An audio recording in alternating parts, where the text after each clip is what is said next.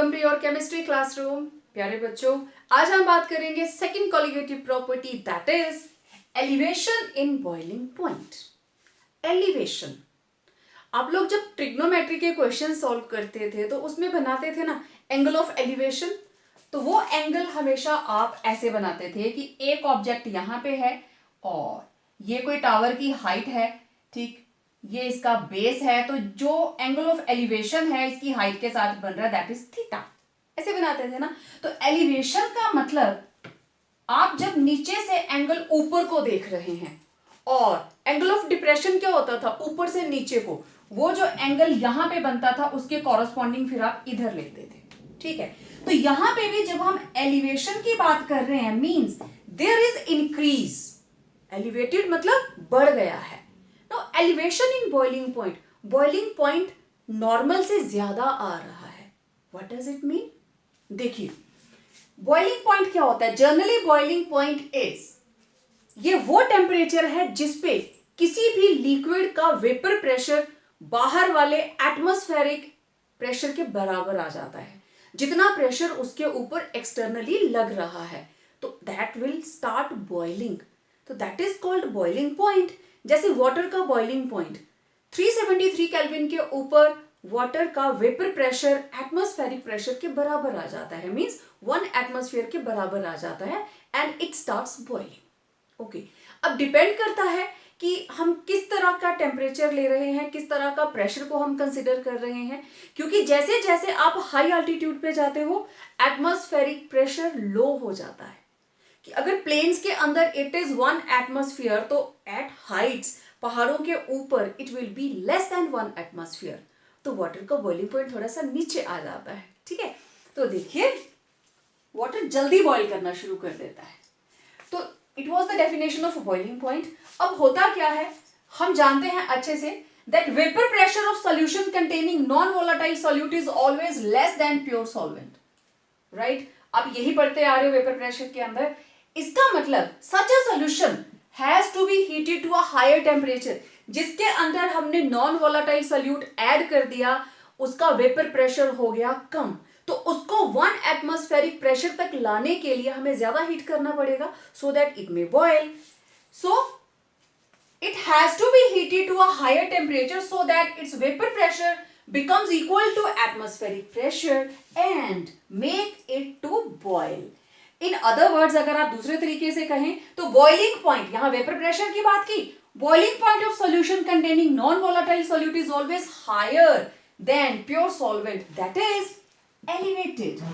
Boiling point elevated होता है solution का। अब सिंपल सी बात, boiling point of pure water it is 373 Kelvin as its vapor pressure is equal to 1 atmosphere at 373 Kelvin।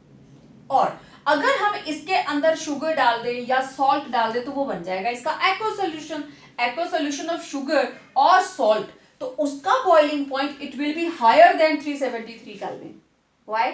Because its vapour pressure, किसका? इस solution का, aqua solution का, इसका vapour pressure will be less than 1 atmosphere at 373 kelvin. कि जो normal pure water का 373 kelvin के ऊपर 1 एटमॉस्फेरिक प्रेशर के बराबर आ गया, जब उसमें आप शुगर ऐड कर दोगे या सॉल्ट ऐड कर दोगे तो आपको पता है some of the surfaces they will be occupied by sugar molecules, और अगर आपने सॉल्ट ऐड किया है तो salt molecules, vapour pressure low हो गया, तो 373 के ऊपर उसका 1 एटमॉस्फेरिक प्रेशर के बराबर नहीं आएगा, राइट। इस एक्सपेरिमेंट को तो आप घर पे भी करके देख सकते हो। सेम अमाउंट ऑफ वाटर लीजिए और उसमें एक तरफ प्योर वाटर का बॉइलिंग पॉइंट नोट कीजिए, फिर आप ऐसा करिए, उसमें 2 स्पून्स, एक गिलास वाटर ले लो आप, लाइक 200 ml, और उसमें 2 स्पून्स सॉल्ट डाल दीजिए, सोडियम क्लोराइड, टेबल सॉल्ट, फिर उसका बॉइलिंग पॉइंट नोट करना, ठीक है। फिर कमेंट करके मुझे बताना कि क्या डिफरेंस आया दोनों में। So it was elevation in boiling point, the meaning of elevation in boiling point. अब इसको ग्राफिकली देखते हैं तब आपको ज्यादा समझ में आएगा। एलिवेशन इन बॉइलिंग पॉइंट को हम ग्राफिकली अंडरस्टैंड करते हैं। ये मैंने सिंपल एक्स एक्सिस और वाई एक्सिस बनाई है। एक्स एक्सिस के ऊपर हमने लिया है टेम्परेचर, इधर को जाते हुए टेम्परेचर बढ़ता जाएगा, और वाई एक्सिस के ऊपर है हमारे पास वेपर प्रेशर, ठीक है। तो मेरे पास 2 कंपोनेंट है, एक प्योर और एक सॉल्यूशन, राइट। तो अगर मैं टेम्परेचर के साथ वेपर प्रेशर की वेरिएशन बनाऊं दोनों की, we will be able to get their boiling points, और फिर दोनों में डिफरेंस कितना है देखिए। कंपैरेटिव के लिए क्योंकि बॉइलिंग पॉइंट चाहिए, तो ये हमने ले लिया 1 एटमॉस्फेयर।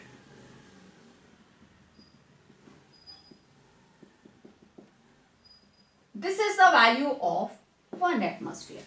ये कर्व है 1 एटमॉस्फेयर। तो जो भी हम यहां से कर्व बनाएंगे उसको इसको टच करना है, तब उसकी बॉइलिंग स्टार्ट होगी, राइट। तो देखें यहां से let it be point A, और पॉइंट ए से स्टार्ट हुआ variation of vapour pressure with respect to temperature regarding pure solvent. Okay, तो it will be like this. ठीक, अब ऐसा नहीं है कि ये पॉइंट यहां जाके बंद हो गया, इसको आप एक्सट्रापोलेट कर दीजिए, ये लीजिए, ये आगे भी बढ़ जाएगा, ठीक है। तो this curve is A B, ठीक है, और ये 1 एटमॉस्फेरिक पॉइंट को जिस पॉइंट पे इसने काटा मैंने उसको ले लिया पॉइंट पी।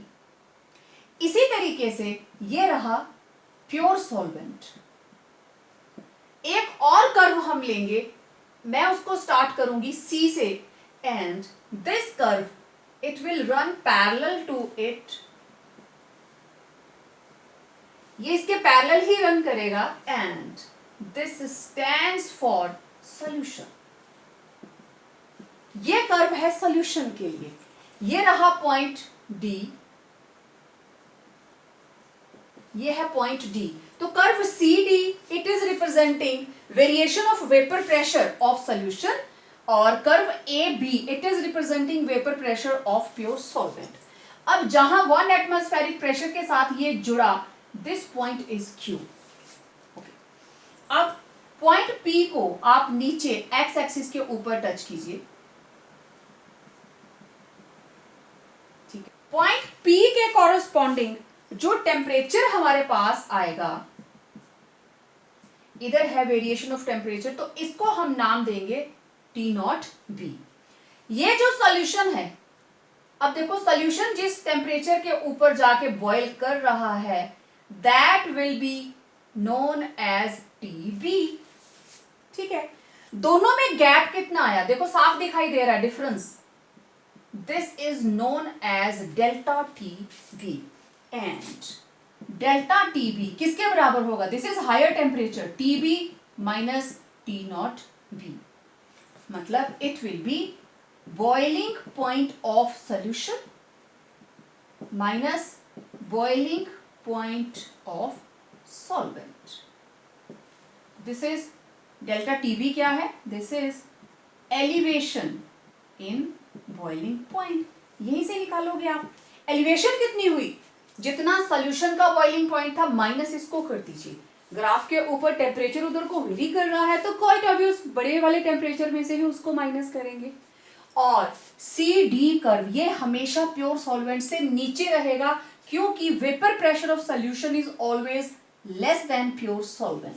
कि आप ये सोचें कि मैंने इसको यहां बनाया, मैंने यहां क्यों नहीं बनाया? यहां बनाऊंगी तो वेपर प्रेशर हायर नहीं हो जाएगा? तो ये कर्व हमेशा इसके पैरेलल जाएगा बट बिलो इट्स, ठीक है। तो अब इसको आपको किस तरीके से मेंशन करना है, यहां पे आप स्टार्ट करेंगे। जो आप बना रहे हो वही लिखना है। कुछ स्टूडेंट्स इसको भी रट्टा मारते हैं, डायग्राम को तो रट लिया, फिर ये भी रट्टा मारते हैं कि यहां क्या लिखा हुआ है। Don't bother about that. देखो curve A B, curve A B represents the variation of vapor pressure of pure solvent किसके साथ? with respect to temperature, right? AB जो है वेपर प्रेशर दिखा रहा है, उसकी variation with respect to temperature which reaches 1 atmosphere at point P। 1 atmosphere तक कब पहुंचा? पॉइंट P के ऊपर। The temperature corresponding to point P is known as boiling point of pure solvent. ठीक, सेम इसी तरीके से ये एक कर्व की बात थी. अब देखें curve CD represents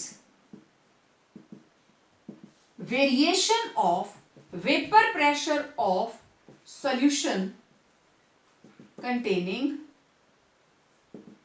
non-volatile solute which reaches 1 atmosphere at point Q. जो 1 एटमॉस्फेयर तक कहां पहुंचा जाके पॉइंट Q के ऊपर. And temperature corresponding to point Q is known as boiling point of solution. तो boiling point of pure solvent, it was T0B और solution का क्या आया, दैट इज TB. और दोनों में जो डिफरेंस है that will give elevation in boiling point. अब देखो दोनों के बीच में जो चेंज आया T0B and TB. Now the change in boiling point of solution and pure solvent is known as elevation in boiling point. That is हमारे पास क्या आया, delta TB is equal to TB minus T0B. This is elevation in boiling point. तो इस तरीके से जो भी आप लोगों को थ्योरेटिकली लिखना है, आपने लिखा क्या है, जस्ट इन दोनों लाइंस को एक्सप्लेन किया है. और ये जो ब्लू लाइन के अंदर है ये आपका डायग्रामेटिक पोर्शन एक साइड रहेगा और ये आप उसको एक्सप्लेन करने के लिए एक साइड पे लिखेंगे. ठीक है, अब इसका मैथमेटिकल रिलेशनशिप देखते हैं, वो हमें कहां ले जाता है. अब देखो आपने अभी क्या नोट किया, that is delta TB it is equal to TB minus T0B, where delta TB it is elevation in boiling point, TB this is boiling point of solution, T0B it is boiling point of pure solvent. ठीक है, तो जो चीजें formula के अंदर आपको नजर आ रही हैं आप उन चीजों को अच्छे से एक्सप्लेन कीजिए कि किस एब्रीवेशन का मतलब क्या है. ठीक है, तो यहां पे एलिवेशन इन बॉइलिंग पॉइंट की बात आ गई. And it has been found experimentally what, that delta TB is directly proportional to M. M stands for molality. Experimentally it has been found that delta TB is directly proportional to M, that is molality. Okay, तो इसका मतलब अगर हम proportionality का sign हटाते हैं तो एक कांस्टेंट आ जाएगा. इस कांस्टेंट का नाम है KBM. ये हमारे पास डेरिवेशन आ गई, ये हमारे पास एक फॉर्मूला आ गया जिससे हम बहुत सारे न्यूमेरिकल्स को सॉल्व करेंगे. ठीक है, आपको पता है जब भी कोई हमारे पास कांस्टेंट आता है तो उसकी हम डेफिनेशन निकालते हैं. तो इधर this is KB. It is known as molal elevation constant. इसको बोलते हैं मोलल एलिवेशन कांस्टेंट और this is ebullioscopic constant. Right, molal elevation constant और एबिलियोस्कोपिक कांस्टेंट. ठीक है, अब मुझे इस कांस्टेंट की डेफिनेशन निकालनी है. ओके, यहां तक आपने जस्ट जितना भी एलिवेशन इन बॉइलिंग पॉइंट बताना था आपने बता दिया. अब हम देखेंगे KB, इसकी भी डेफिनेशन एग्जाम में. अब मैं बात कर रही थी मोलर एलिवेशन कांस्टेंट की, तो सीधे ही आ जाता है what is molar elevation constant. Okay, we know delta TB is equal to KBM, right? Where KB is molar elevation constant. Okay, मुझे इसकी डेफिनेशन चाहिए. If m is equal to 1, that is molality is equal to 1. ठीक है. Therefore delta TB किसके बराबर आया? KB into 1 means delta TB is equal to KB. यहीं से इसकी डेफिनेशन निकलेगी. It is molar elevation constant की हम डेफिनेशन दे रहे हैं. सो मोलर एलिवेशन कांस्टेंट किसके बराबर है? Elevation in boiling point is the elevation in boiling point when molality of the solution is unity. So this is the definition of molar elevation constant, that it is the elevation in boiling point when molality of the solution is unity. क्योंकि यहीं से किसी भी constant की आपने जब definition निकालनी होती है तो आप ऐसा ही करते हैं, बाकी सारी चीजों को यूनिटी लेकर उसको सामने वाली एंटिटी के बराबर ले जाएंगे. So it was molar elevation constant. अब molality of the solution is unity का मतलब क्या हुआ? It means 1 gram mole is present in 1000 gram of solvent. This is the meaning of 1 molar solution. मतलब उसमें 1 gram mole जो भी given salt है उसका 1 mole that will be present in 1000 gram of solvent. तो ये थी definition of molar elevation constant. अब जैसे मैंने बताया था टिपिकल से क्वेश्चंस, इसको हमें बताना है that it is a colligative property और इसका मॉलिक्यूलर मास कैलकुलेट करेंगे. Elevation in boiling point is a colligative property. How? We know delta TB is equal to KBM. That is delta TB, इसको proportionality का sign हटाएंगे, directly proportional to M. Elevation in boiling point depends upon molar concentration. Molar concentration, that is, अब यहां पे ये किस पे depend कर रही है? Number of moles. Number of moles of solute, that is number of molecules. Therefore it is a colligative property. बस इतनी सी बात, आपको इसको किसी ना किसी तरीके से मोलर कंसेंट्रेशन के बराबर करना होता है, और वो मोलर कंसेंट्रेशन मोलर भी हो सकती है और मोल फ्रैक्शन भी हो सकती है. ठीक है. अब नेक्स्ट देखते हैं कैलकुलेशन ऑफ मॉलिक्यूलर मास.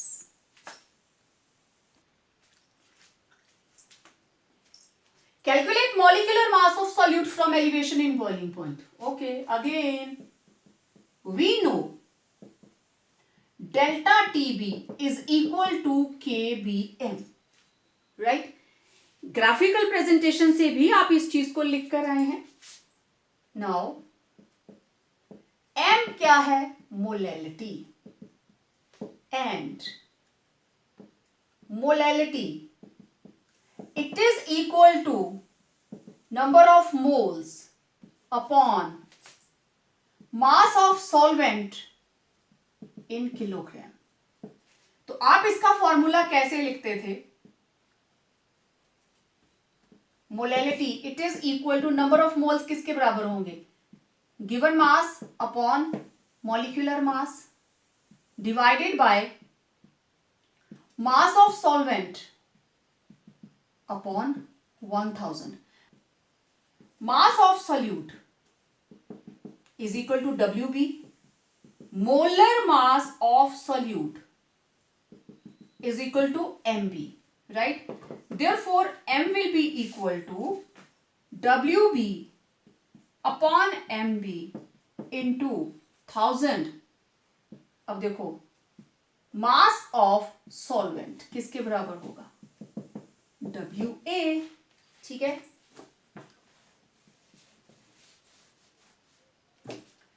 अब तीसरी चीज हमारे पास है मास of solvent. Okay, mass of solvent, solvent को हम A से डिनोट करते हैं और सोल्यूट को किससे करते हैं, B से। तो ये आ गया WA।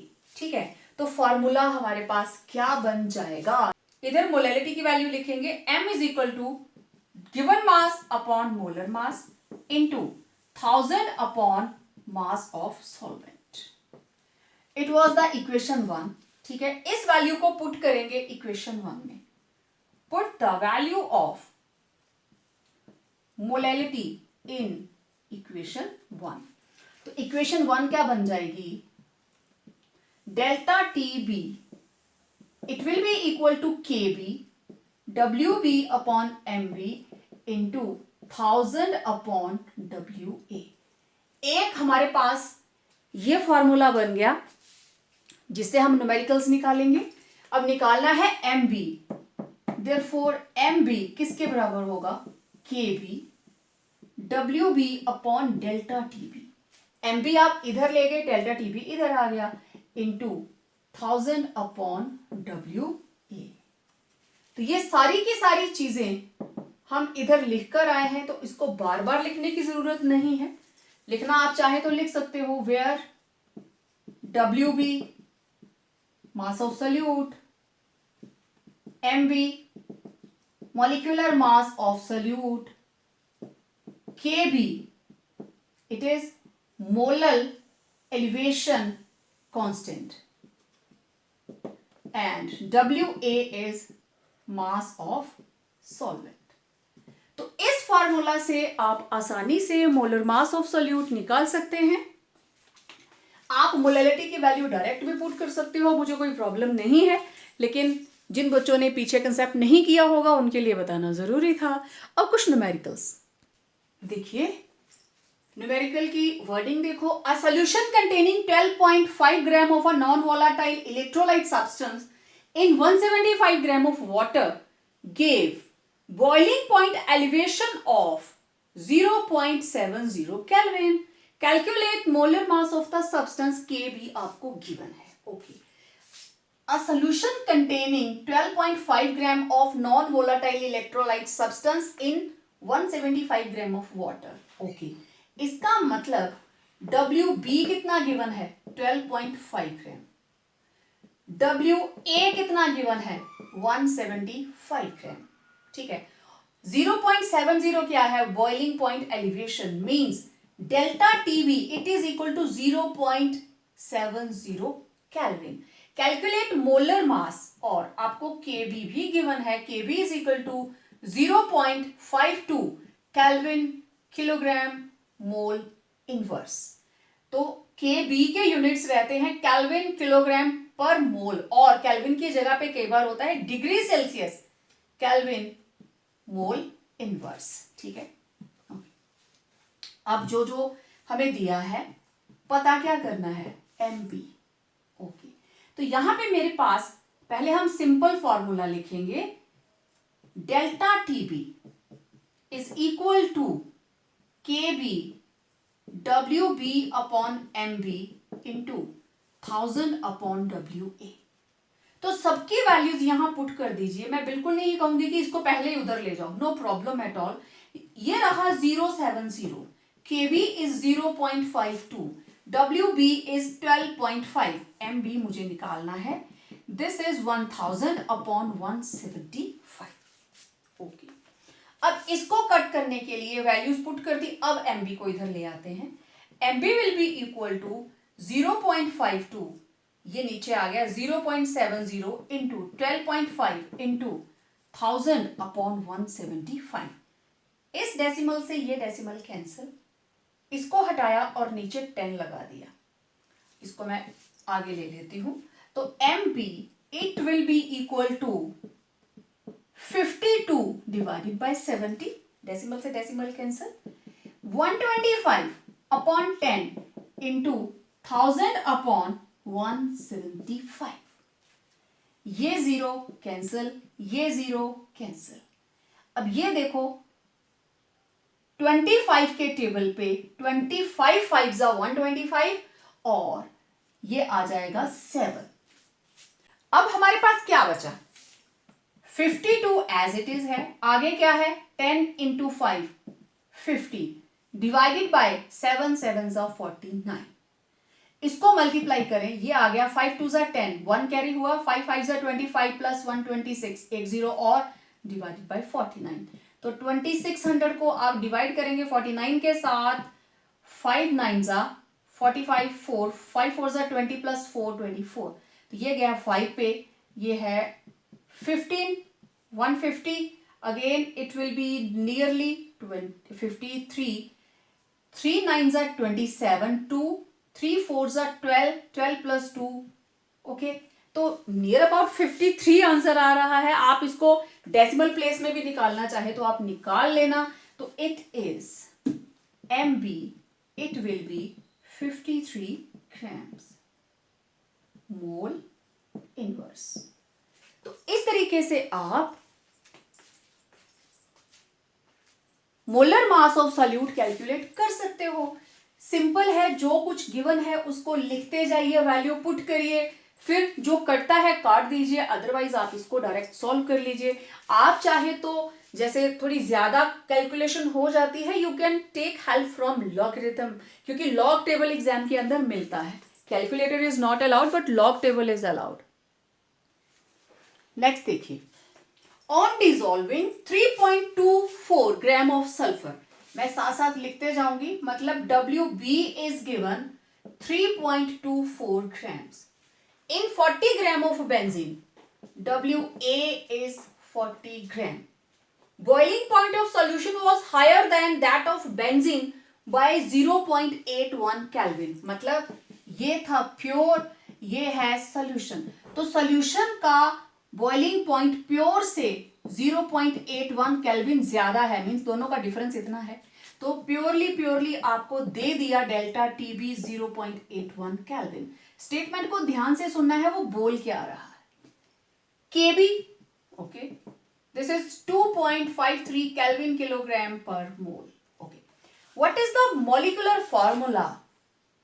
फॉर्मूला पूछा है, लेकिन फॉर्मूला निकालने के लिए पहले उसका मास तो निकालना पड़ेगा ना। कितना मास आया उसको सल्फर के एटॉमिक मास के साथ हम डिवाइड कर देंगे, है ना, सिंपल। ओके, तो मुझे चाहिए पहले, मुझे निकालना है मॉलिक्यूलर फॉर्मूला, लेकिन उससे पहले I had to calculate molar mass. Okay, तो delta TB it is equal to KB WB upon MB into 1000 upon WA। इस इक्वेशन के अंदर आपको वैल्यूज रखनी है। तो delta TB how much it is given, this is 0.81 equal to KB it is 2.53 into WB this is 3.24 divided by MB into 1000 upon how much 40। तो ये आपने वैल्यूज रख दी। ओके, मैं इसको आगे ले चलती हूं। तो MB को इधर ले आते हैं। MB will be equal to 2.53, it will be 2.53 into 3.24 into 1000। अब ये आ गया नीचे 0.81 इंटू 40। ओके, तो ये देखिए डेसिमल से डेसिमल हटा दिया, ये डेसिमल हटाया तो नीचे आ गया 100। अगेन मैं इसको लिखने लगी। Now this is 253 324 into 1000 upon 81 into 40 into 100। ये तो खत्म हो गया। अब मेरे पास बचे ये सारी चीजें। ओके, ये देखो 4 पे कट जाएगा, 4 1 जा 4 8 जा 32, 4 1 जा, अरे वाह, 81 से 81 कैंसल। तो MB कितना आ गया 253 ग्राम मोल इनवर्स। मैंने बोला था ना हमें उस तरह की ही वैल्यूज दी जाती हैं जो आसानी से कट जाती हैं। ध्यान देना है बस उसको ढूंढने के लिए क्या पूछा है उसने। अब ये आ गया हमारे पास मोलर मास, जितनी सल्फर प्रेजेंट है। इसका फॉर्मूला देखते हैं। We know atomic mass of sulphur it is equal to 32 gram. Therefore number of sulphur atoms किसके बराबर होंगी? जो Mb आया डिवाइडेड बाय उसका atomic mass, means 253 divided by 32। तो इसको जरा डिवाइड करें आप। 32 को 8 से करें जरा। 8 2 जा 16, 1 8 3 जा 24 प्लस 1 2 56। तो ऑलमोस्ट इट इज 7.99। तो मैं इसको अप्रोक्सीमेटली लिख सकती हूं 8। Therefore molecular formula of sulphur क्या हो जाएगा? S8। मुश्किल था? बहुत इजी था। बहुत आसानी से ये न्यूमेरिकल्स निकल जाते हैं। स्टेटमेंट पढ़ते जाइए, जो कुछ आपको गिवन है उसको लिखते जाइए। जस्ट कैलकुलेशन के टाइम थोड़ा सा ध्यान देना है and you will get the answer properly. Next देखिए, a solution of 18 gram of glucose is dissolved in 1 kilogram of water. At what temperature will the water boil? Kb दिया है और प्योर वाटर का बॉइलिंग पॉइंट दिया है। मतलब ये है कि आपको Tb निकालना है, ठीक है। प्योर वाटर का गिवन है और जब जो सोल्यूशन बन गया है तो उसका बॉइलिंग पॉइंट क्या होगा। तो चलो पहले देखते हैं क्या क्या गिवन है। 18 ग्राम डिसॉल्व किया है 1 किलोग्राम ऑफ वाटर। ओके, तो WB इट इज 18 ग्राम, ठीक है। ग्लूकोज दिया है 18 ग्राम ग्लूकोज। ओके, तो MB glucose C6H12O6 it will be equal to 180 grams. आप निकाल सकते हो। MB भी आ गया हमारे पास। ओके, फिर उसने बोला KB is given, this is 0.52 kelvin kilogram mole inverse. Okay, WA it is equal to 1 kilogram. आप 1 किलोग्राम भी पुट कर सकते हो। आपके पास आ जाएगा WB upon MB into 1/1 kilogram, ठीक है। लेकिन ऐसा करते हैं क्योंकि हमने 1000 वाला फॉर्मूला बना के रखा है ना, तो मैं इसको ग्राम्स में कन्वर्ट कर लूँ। 1000 ग्राम्स, कंफ्यूजन ही खत्म कर दो, ठीक है। ओके, T0B आपको गिवन है 373.18 केल्विन। ओके, तो देखो बच्चे, आपको कैलकुलेट क्या करना है? TB आपको निकालना है, पर ये कहां से आएगा? Delta T will be equal to TB minus T0B। तो TB किसके बराबर होगा? इसको इधर ले आइए, डेल्टा TB प्लस T0B। तो मेन फोकस डेल्टा TB के ऊपर। ओके, तो अब देखिए, delta TB it will be equal to KB WB upon MB into 1000 upon WA। चलो भाई सारी वैल्यूज पुट कर दो। Delta TB it is equal to KB कितना है 0.52 into WB it was 18। Glucose का molar mass it was 180 into 1000 upon 1000। बोला था ना 1 आ जाएगा। अब यहां पे आ गया, डेसिमल हटाया, नीचे 2 0, ये हमारे पास आ गया 18, नीचे आ गया 10। Now it is 52 divided by, there are 3 zeros, तो डेल्टा TB कितना आया? 1 2 3, it will be 0.052 kelvin. Done. Okay, now delta TB is equal to TB minus T0B और T0B आपको गिवन है 373.18 केल्विन। डेल्टा TB आपने यहां निकाल लिया, देयरफॉर आप इसकी वैल्यू पुट कर दीजिए। 0.052 इक्वल टू TB माइनस 373.18। तो TB किसके बराबर आया? 0.052 प्लस 373.18। इन दोनों को ऐड कर दीजिए, व्हाट यू विल गेट। चलो इधर ऐड करके देख लें। 373.18, तो ये आया 0.052। It was 2 8 plus 5 3 2 373.232। तो ये आया हमारे पास TB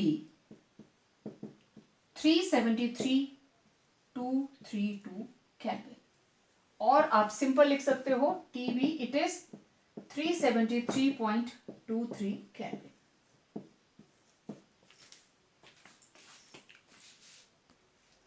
Next question. What would be the molar mass of a compound if 6.2 gram of it dissolved in 24 gram of chloroform? Okay. तो ये रहा हमारे पास WB, this is 6.21 gram. Dissolved in 24 gram of chloroform means WA is given 24.01 and the same thing.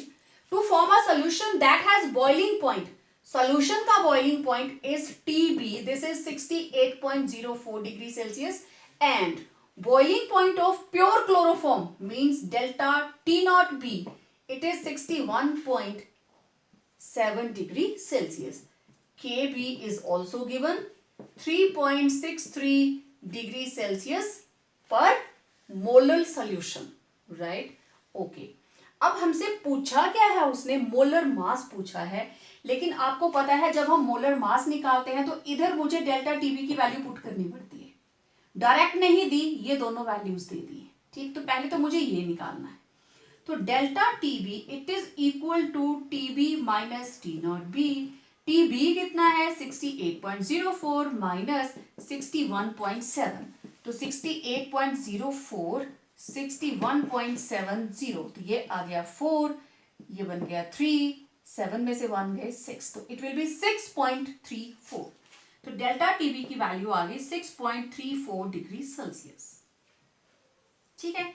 अब हम बाकी का numerical proceed करते हैं, चलिए। अब delta TB it is equal to KB WB upon MB, ठीक है। पहले तो एक हमें डेल्टा टीबी निकालना है और हमारी दूसरी कैलकुलेशन क्या थी, MB। तो पहले आपने निकाल लिया डेल्टा टीबी, क्योंकि यहीं से हम MB निकालेंगे, into 1000 upon WA। Okay, delta TB कितना आया 6.34 equal to KB it was 3.63 into WB it was 6.21 divided by chloroform, इसका divided by MB into 1000 upon how much it was 24। अब मैं इसको इधर ले आती हूं, MB it will be equal to 3.63 6.21 into 1000 upon 24 और ये आ गया 6.34। चलो डेसिमल हटा दो, इसको हटाओ और नीचे 100 लगा दो, ये आ गया 363 into 621 into 1000 upon 100 into 634 into 24। ये 2 zeros के साथ कैंसिल। अब नेक्स्ट देखते हैं क्या इनमें से कोई सिंपली कट हो जाने वाला है। यस, ये देखिए 3 8s are 24, 3 2s are 6, 0 3 7s are 21, right. Okay, और कोई किसी से कट हो सकता है, let's see 2 4s are 8, 2 5s are 10, और मुझे नहीं लगता है अब इससे आगे हम कटिंग कर सकते हैं, तो it will be 363 into 207 into 5 divided by 634 into 4, और इसको सॉल्व करके we will be getting 148.15 gram mole inverse. So इस तरीके से आपने पहले डेल्टा टीबी निकाला, क्योंकि दोनों का आपको बॉइलिंग पॉइंट गिवन था, तो थोड़ा सा माइंड को अप्लाई कीजिए, क्योंकि इस फॉर्मूला तक हमें पहुंचना है और यहीं से आप MB निकालोगे तो आपको डेल्टा टीबी चाहिए।